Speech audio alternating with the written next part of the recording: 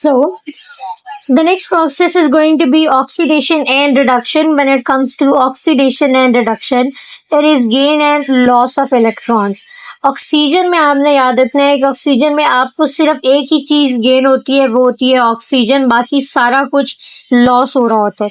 ये कंपेयर करने का बेस्ट तरीका होता है कि आप एक फैक्टर को पकड़ लो, बाकी फैक्टर आपको खुद ही याद हो जाते हैं। तो ऑक्सीडेशन जो है और रिडक्शन, इन दोनों में तीन चीजें होती हैं जिनकी बेसिस पे हम इनको अरेंज करते हैं। सबसे पहले आपने देखना है कि आपके पास हाइड्रोजन है, तो हाइड्रोजन जो है वो गेन हो रहा है या लॉस हो रहा है, सही। दूसरा फैक्टर जो हम देखते हैं वो होता है आपके पास इलेक्ट्रॉन। तो पहला फैक्टर हो गया हमारे पास हाइड्रोजन, दूसरा ऑक्सीजन और तीसरा इलेक्ट्रॉन।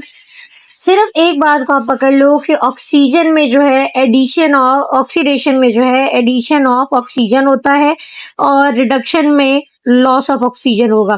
तो डेफिनेटली अगर इसमें सिर्फ एक चीज आ रही है, आपके पास ऑक्सीडेशन है, इसका मतलब है कि you have gotten addition of oxygen. जब ऑक्सीजन आएगा तो वहां से हाइड्रोजन भी रिलीज हो जाएगा, तो हम कहेंगे कि it is addition of oxygen, loss of oxygen. तो हाइड्रोजन लॉस्ट हो रहा है as well as electrons are lost, ये निकल गए। अच्छा, अब हम आ जाते हैं रिडक्शन। रिडक्शन क्या होता है, यहाँ पे लॉस ऑफ ऑक्सीजन और बाकी दोनों चीजें इसमें ऐड हो जाएंगी, ठीक हो गया। लॉस ऑफ ऑक्सीजन है तो एडिशन ऑफ हाइड्रोजन हो जाएगा, इसी तरह से एडिशन ऑफ इलेक्ट्रॉन भी यहाँ पर हो सकता है, बाकी हो रहा होता है। तो हम यहाँ पे हमने पहला कंसेप्ट यहाँ पे इसमें डेफिनेशन के थ्रू क्लियर कर लिया कि ऑक्सीडेशन क्या होता है। Oxidation is the addition of oxygen, loss of hydrogen and loss of electrons as well. Reduction इसी का इनवर्स होता है। तो यहाँ पे सबसे पहला क्वेश्चन आपसे पूछ सकते हैं कि what is the difference between oxidation and reduction reaction. जरूरी नहीं है कि हर जगह पे इकट्ठे हो रहे हो, ये वहां पे वेरिएशन भी शो करता है। कहीं पे सिर्फ ऑक्सीडेशन होता है, कहीं पे सिर्फ रिडक्शन हो रहा होता है। तो ऐसी जगह जहाँ पे ऑक्सीडेशन और रिडक्शन इकट्ठा हो रहा हो, उस प्रोसेस को हम कहते हैं redox reaction, which is REDOX, redox reaction. यहाँ पे मेंशन बी है ये। अब देखते हैं कि यहाँ पे क्या कहते हैं, various life processes in organisms involve constant flow of energy. Obvious है कि we eat the food and we are going to consume that food particle in the different reaction. हम खाना खाते हैं, हम बॉडी को एनर्जी प्रोवाइड करने के लिए डिफरेंट एनर्जी रिएक्शन हमारी बॉडी में हो रहे होते हैं, तो फ्लो ऑफ एनर्जी चल रहा होता है बॉडी के अंदर। इसी तरह से this energy flow comprises the acquisition, transformation and use of energy for various life processes। Different reaction वहां पे चल रहे होते हैं, रटा लगाने की इसको जरूरत नहीं है। एनर्जी एक तरफ से आती है, दूसरी तरफ से टूट जाती है, तो हम उसको उसी तरह से यूज भी कर सकते हैं। जैसे कि एटीपी है, एटीपी में क्या होता है कि हमने पढ़ा कि जी हमारे पास 3 फॉस्फेट होते हैं, एडिनोसिन के साथ अटैच होते हैं। जब जब एक फॉस्फेट निकलेगा तब तब बॉडी को एनर्जी मिलेगी। किसी एनर्जी को अगर हमें स्टोर करना हो तो हम उस फॉस्फेट को ऐड कर सकते हैं। लाइकवाइज हम जो खाना खाते हैं वो एनर्जी प्रोवाइड करता है, वही एनर्जी हम जो है ग्रोथ या अपनी मूवमेंट या डिफरेंट बॉडी रिएक्शंस को परफॉर्म करने के लिए यूज करते हैं। For all life processes, oxidation, reduction reactions, तब देखो जहाँ पे ये दोनों चीजें चल रही हो हम उसको कहेंगे रिडॉक्स रिएक्शन, क्योंकि ये कॉम्बिनेशन है। RE से आपके पास बन जाएगा, RED से रिडक्शन, और OX हम यूज करते हैं ऑक्सीडेशन के लिए। तो they are the direct source of energy. Redox reactions involve exchange of electron between atoms.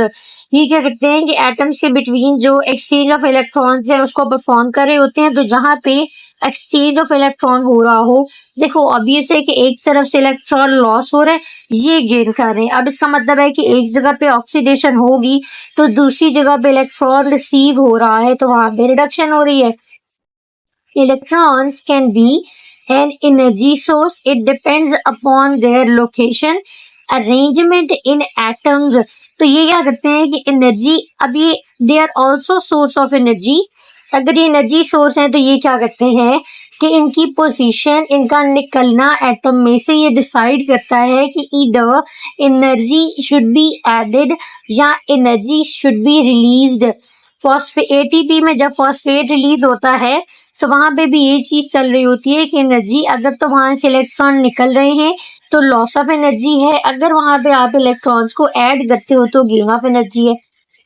इसी तरह से for example when they so we can consume this energy when they are present in oxygen। electrons की बात हो रही है कि when electrons are present in the oxygen, ये डिसाइड करेंगे कि यहाँ पे एनर्जी की जो पोजीशन है, जो अरेंजमेंट है वो कैसे है। Depends upon how they are present.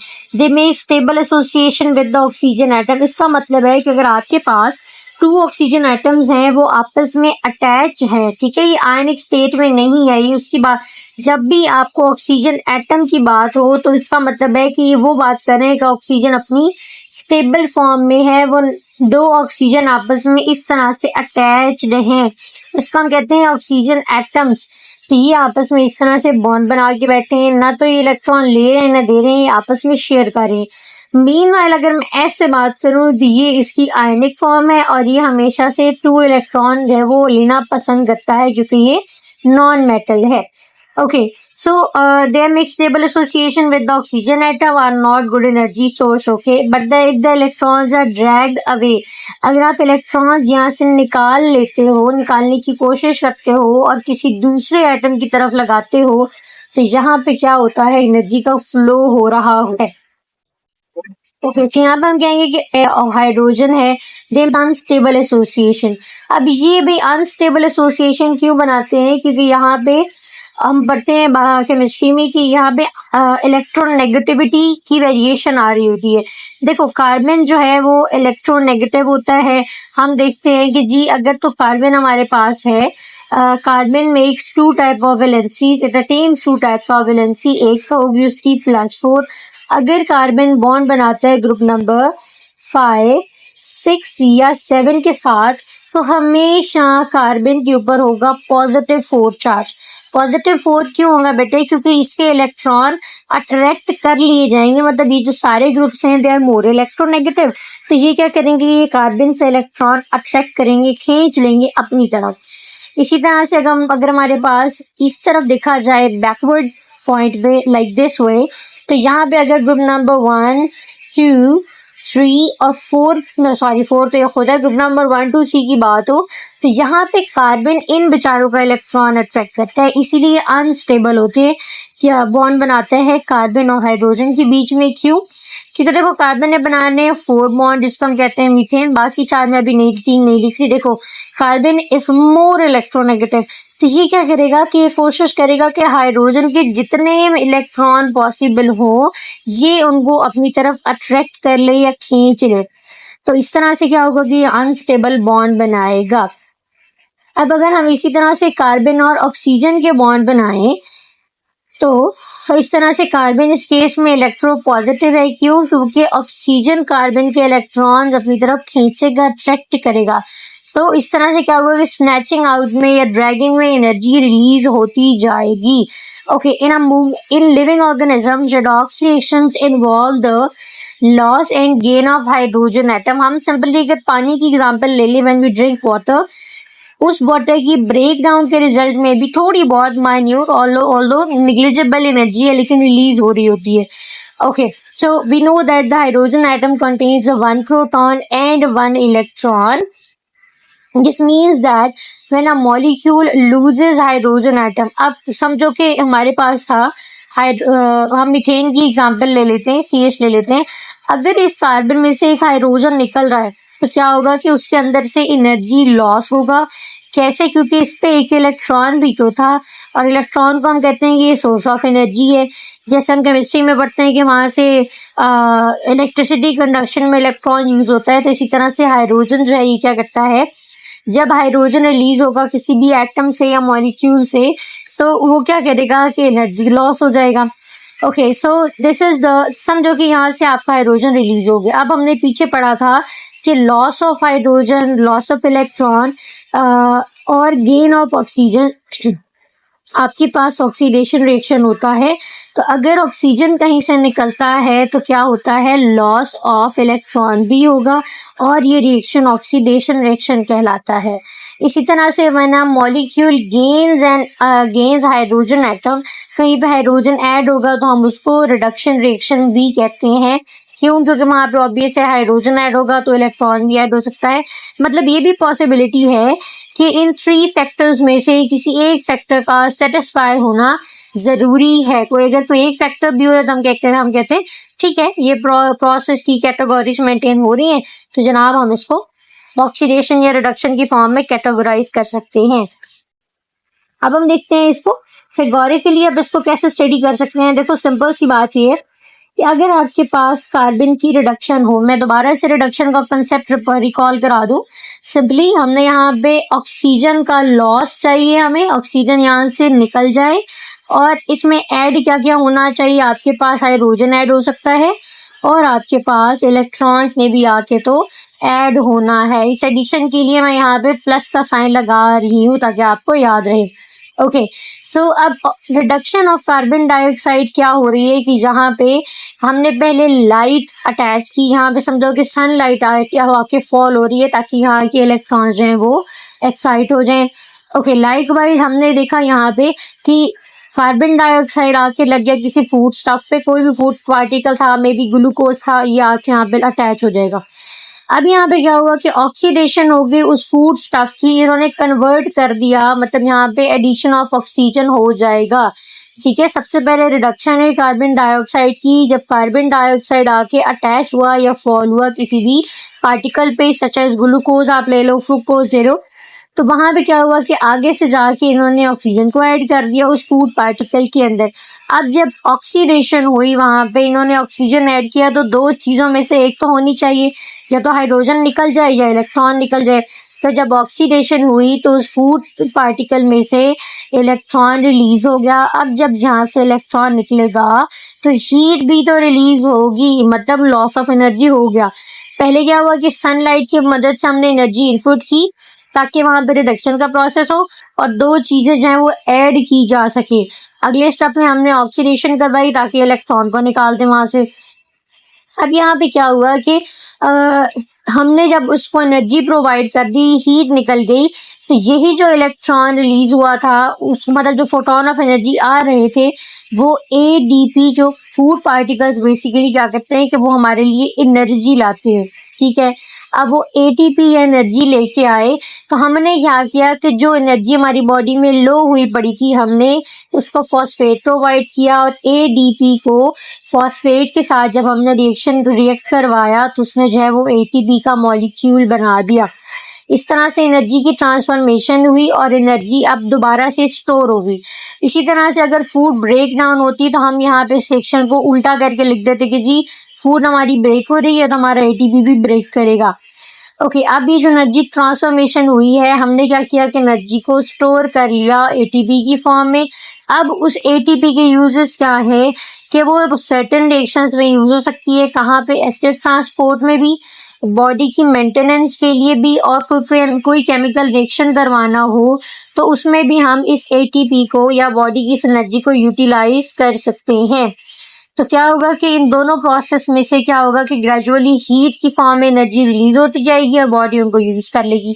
मैं समरी इसकी बता देती हूँ। सबसे पहले क्या हुआ कि हमने करवाई कार्बन डाइऑक्साइड की रिडक्शन। ठीक है, ये प्लांट के अंदर प्रेजेंट थे। प्लांट में जब कार्बन डाइऑक्साइड अपनी बना ली तो उसने क्या किया कि फूड स्टफ जो कि जनरली ग्लूकोज होता है, यहाँ पे आप कोई भी ले सकते हो कार्बोहाइड्रेट, ये फॉर्मूला अगर यहाँ पे होता यहाँ पे अगर आपके पास फॉर्मूला इसको डबल कर दो तो आपके पास बनेगा ग्लूकोज का मॉलिक्यूल। ठीक है, ओके, अब क्या होगा कि अब ग्लूकोज का जो मॉलिक्यूल बन जाएगा, आपने क्या करवाना है, पहले रिडक्शन करवाई। रिडक्शन में हमने हाइड्रोजन और ऑक्सीजन को ऐड करवाया। जब आपने ऑक्सीजन और हाइड्रोजन को ऐड करवाया तो क्या अगला स्टेप होता है कि वहां पे ऑक्सीडेशन भी हो। ऑक्सीडेशन हुई तो ऑक्सीजन भी ऐड होगी, बाकी दोनों चीजें रिलीज हुई तो हीट भी चली गई। अब बॉडी ने क्या किया, क्योंकि जो बच गई थी एनर्जी उसको एटीपी की फॉर्मेशन में यूज करना शुरू कर दिया। That ended into the transformation of energy. Energy transformation में वो यूज हुई, हमने उसको एक्टिव ट्रांसपोर्ट या मेंटेनेंस में इस्तेमाल कर लिया ताकि हमारी बॉडी को जो एनर्जी की रिक्वायरमेंट है वो सप्लाई हो सके। तो this was it for the energy transformation, energy consumption. Next thing is gonna be कि आप इस रिडॉक्स रिएक्शन को स्टडी कैसे कर सकते हैं और हम इसको पढ़ने का पर्पस क्या है। बल्कि even this is the summary to memorize it. अब तक हमने अच्छे से वैसे याद भी कर लिए. तो पहला पॉइंट आपने यहाँ पे याद रखना है कि ऑक्सीडेशन और रिडक्शन में डिफरेंस क्या है. फैक्ट इज कि ऑक्सीडेशन का जो रिएक्शन है या ऑक्सीडेशन का जो प्रोसेस है वो क्या करता है कि यहाँ पे एक कंपाउंड ए है जिसमें से इलेक्ट्रॉन निकल रहे हैं. ठीक है, this is the compound A who is releasing electron. ये वो वाला कंपाउंड है जो कि इलेक्ट्रॉन रिलीज कर रहा है. तो वो वाली चीज जिसमें से इलेक्ट्रॉन निकलते हैं और वो दूसरे को वो इलेक्ट्रॉन डोनेट कर देता है, उसको हम कहते हैं कि इट इज गेटिंग ऑक्सीडाइज्ड. जो इलेक्ट्रॉन दे रहा है वो होता है ऑक्सीडाइज्ड, और जिसको इलेक्ट्रॉन दे दिए जाते हैं वो होता है रिड्यूस्ड. तो हमेशा याद रखना है कि ऑक्सीडेशन के प्रोसेस में ऑक्सीडाइज्ड एलिमेंट या कंपाउंड कौन सा होता है जिसमें से इलेक्ट्रॉन रिलीज हो रहे होते हैं, निकल रहे होते हैं, और जिसको वो इलेक्ट्रॉन दे रहा होता है वो होता है रिड्यूस्ड कंपाउंड हम उसको कह सकते हैं. The ATP was discovered in 1929. इस साइंटिस्ट का नाम याद कर लें, मेमोराइज कर लें. कार्ल लुहमैन कहेंगे हम इसको. He proposed that the main energy transformation of transfer molecule in the cell by the Nobel Prize, basically ये Nobel Prize winner था, इन्होंने डिस्कवर किया था ATP को. Next fact is the very important fact, इसको हम साथ साथ डिस्कस और क्लियर करेंगे अंडरलाइन करके. ATP is basically the energy currency. जैसे हम एनर्जी करेंसी के बगैर कुछ खरीद नहीं सकते, अगर आपकी बॉडी में एटीपी ना हो तो आप कोई भी काम या कोई रिएक्शन या कोई भी एक्टिविटी परफॉर्म नहीं कर सकते, क्योंकि बॉडी को काम करने के लिए एटीपी या एनर्जी की रिक्वायरमेंट होती है. वो नहीं मिलेगा तो बॉडी कोई भी काम नहीं कर सकती प्रॉपरली. ओके, सो बेसिकली यहाँ पे हम देखेंगे कि ये एक्चुअली कर क्या रहा होता है, ये बॉडी में इसके यूजेस हैं क्या. Yeah. So the major currency of the cell is nucleotide, which is called as adenosine triphosphate. हमेशा याद रखना है कि एडिनोसिन है, एडिनोसिन ट्राइफॉस्फेट. इस एटीपी इस एडिनोसिन के साथ आपको ट्रीफॉस्फेट अटैच हुए हुए मिलते हैं, और ये जो ट्रीफॉस्फेट है these are basically the energy carriers. तो जब ये प्रेजेंट होंगे, ये कहीं पे भी लग जाएंगे, तो ये क्या करेंगे कि 3 एटीपीज को अपने साथ 3 से लेकर 1 एटीपी तक they are going to carry on them. So this is adenosine, और हम इसको इसके साथ ट्रीफॉस्फेट होते हैं, इसलिए हम इसको ट्राइफॉस्फेट कहते हैं. Okay, now it is the main source of energy, source for majority of the cellular functions such as the synthesis of macromolecule DNA. अब क्या होता है कि अगर आपने बॉडी में डीएनए है, आरएनए है, कोई भी रिएक्शन करना है, डीएनए की सिंथेसिस है, प्रोटीन की सिंथेसिस है, हमने मूव करना है, बॉडी में एनर्जी की ट्रांसफॉर्मेशन, मतलब कोई भी अगर आपकी बॉडी में रिएक्शन चल रहा है तो उसके लिए आपको एक करेंसी या कोड चाहिए होता है, एनर्जी चाहिए होती है. एनर्जी को उस मॉलिक्यूल को हम कहते हैं एटीपी. तो एटीपी हर हाल में बनना चाहिए. अगर एटीपी नहीं बनेगा तो रिएक्शन होना रुक जाएंगे और हम अल्लाह के पास चले जाएंगे. The ability of ATP to store and release energy is due to its molecular structure. Okay, क्या होती है? ऑब्वियस है कि हमने पहले भी पढ़ा था कि इसमें 3 फॉस्फेट्स अटैच होते हैं. अगर 3 अटैच हो रहे हैं तो मतलब कि एनर्जी आ रही है, और अगर 3 जा रहे हैं तो मतलब एनर्जी रिलीज हो रही है, लॉस ऑफ एनर्जी हो रही है. स्ट्रक्चरली ये कैसे प्रेजेंट होता है? यहाँ पे होता है एक एडेनिन का मॉलिक्यूल है जो कि एक डबल रिंग स्ट्रक्चर है. अभी तक इसकी स्ट्रक्चर को आपको याद करने की जरूरत नहीं है, सिर्फ इतना पता होना चाहिए कि एडेनिन क्या होता है.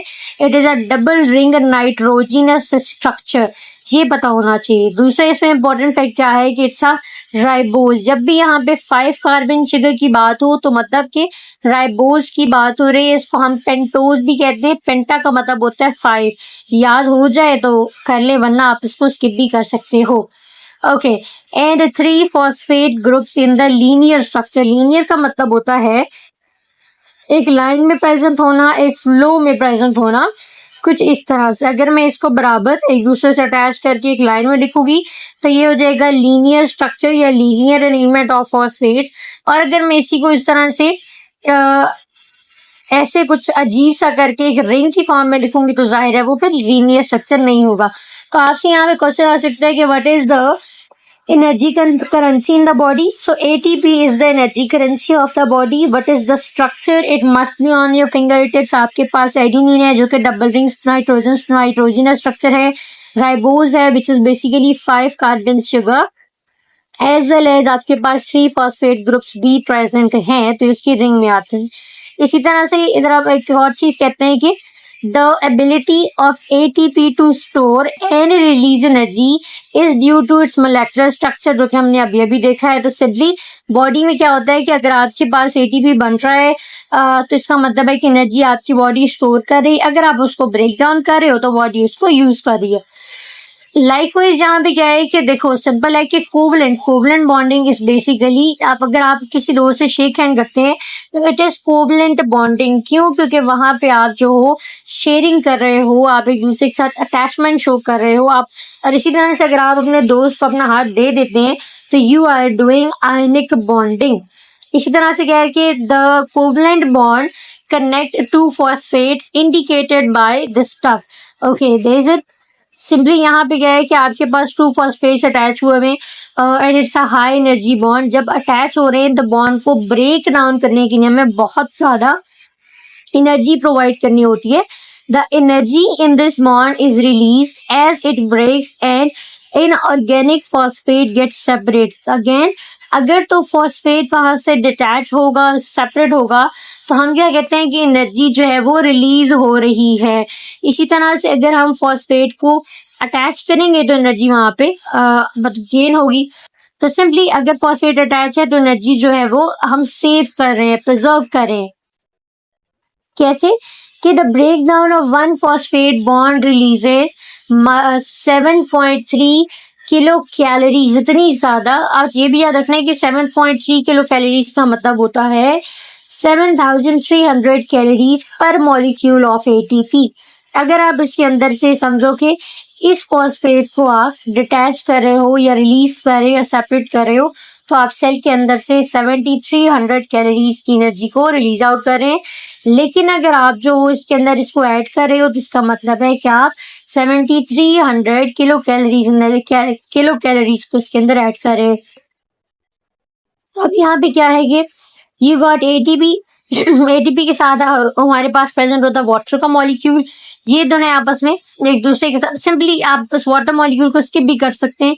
ओके, अब इधर क्या हो रहा है कि ATP है, हमने इसमें से एक फॉस्फेट को निकाला तो कितनी एनर्जी रिलीज हुई?